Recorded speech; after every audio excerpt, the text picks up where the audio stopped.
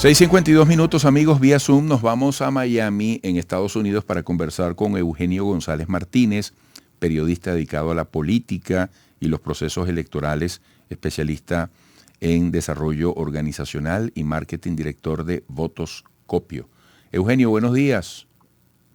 Hola Eduardo, un gusto de escucharte, verte. Exactamente. Eugenio, pero disculpa que haga esta pregunta al aire. ¿Tú eres González Martínez o Martínez? González Martínez, lo que Sí. pasa es que nunca he usado el González. Oye, claro, claro. Y ahora sin barba, ¿ah? Con nuevo look. Mira, Eugenio, ¿qué nos puede...? Te seguimos en las redes sociales, vemos, oye, la responsabilidad, la precisión con que tú te refieres a términos técnicos vinculados, por supuesto, al tablero de la actividad esencialmente política, pero queremos que nos hables sobre la legalidad de la data electoral en este proceso de la primaria de la oposición. Incluso estábamos escuchando tempranamente que María Carolina Uzcategui, que viene de altas responsabilidades dentro de la organización de las primarias, dice que va a presentar hoy algunos planteamientos referidos a inconsistencias dentro de ese proceso. ¿Cuál es tu punto de análisis en este caso? Bueno, primero, sobre el tema del registro electoral. El registro electoral se compone de una serie de datos que algunos son de reserva privada, que algunos son datos sensibles. El dato sensible que tiene el registro electoral es el lugar de residencia del elector. De hecho, justamente como es un dato sensible, que el Tribunal Supremo de Justicia adicionalmente ha dicho que no puede entregarse a los partidos políticos, es la única información de los electores que el CNE no entrega periódicamente a los partidos políticos, porque periódicamente el Consejo Nacional Electoral entrega a los partidos políticos los datos principales no sensibles del registro electoral, que son el nombre del elector, su cédula de identidad, Ujú. evidentemente, la dirección en donde vota y si tiene algún tipo de inhabilitación o objeción para ejercer cargos Y públicos fecha de o para nacimiento, votar. fecha de nacimiento también. No, la fecha de nacimiento no es uno de los campos que está dentro del registro electoral. Ahora bien, lo que ha hecho la Comisión Nacional de Primaria es utilizar la data pública que se tiene del registro electoral para armar su padrón de votación. Para acceder a ese dato como Mm. tal, se necesita el número de cédula de la persona y adicionalmente, que esto no lo pide el Consejo Nacional Electoral en la consulta pública del registro, la fecha de nacimiento del elector.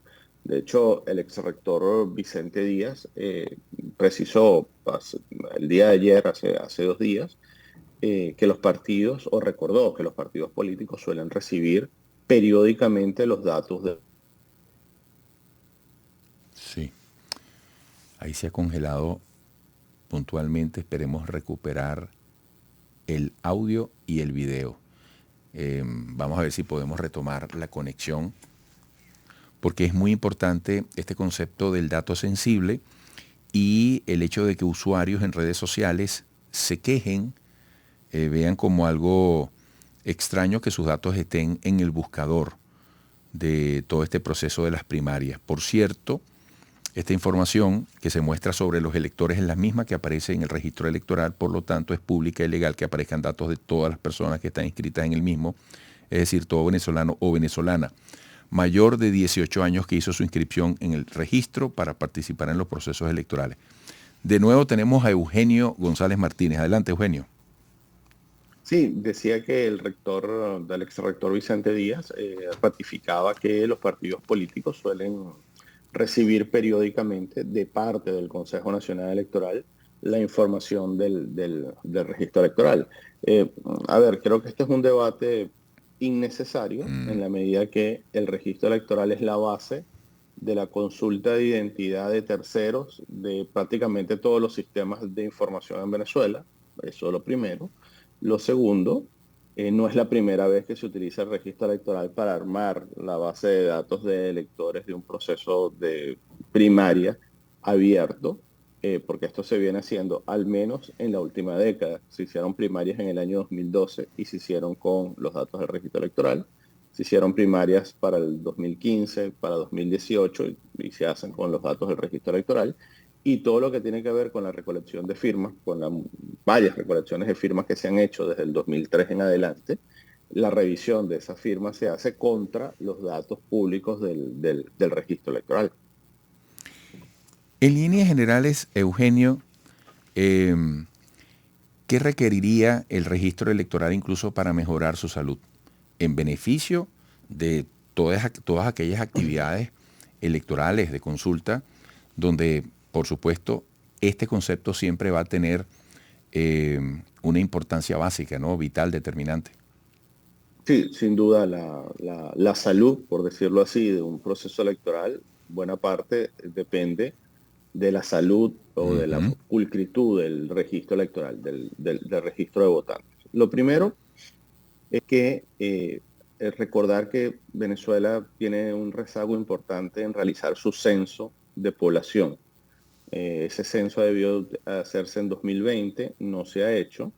Y ese censo es importante porque el censo es lo que permite después tener proyecciones de cómo debería comportarse el registro electoral, porque el registro electoral se nutre de los datos del sistema de identificación nacional. Es el primer punto. El segundo tiene que ver, hace prácticamente 15 años que no se audita el registro electoral.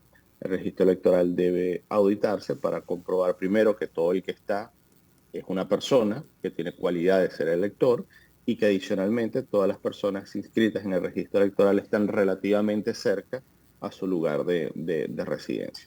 Ya el último tema tiene que ver con la actualización periódica del registro electoral, tanto dentro como fuera de Venezuela.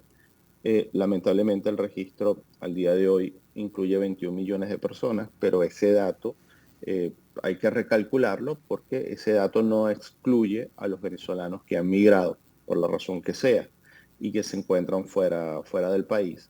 Y que pudiésemos calcular aproximadamente en 3 millones de personas que, estando en el registro electoral, están fuera del país y no pudiesen votar, por ejemplo, en el año 2024, salvo que lograsen actualizar sus datos fuera de Venezuela, en las embajadas y consulados de Venezuela, lo cual en este momento no es posible hacer.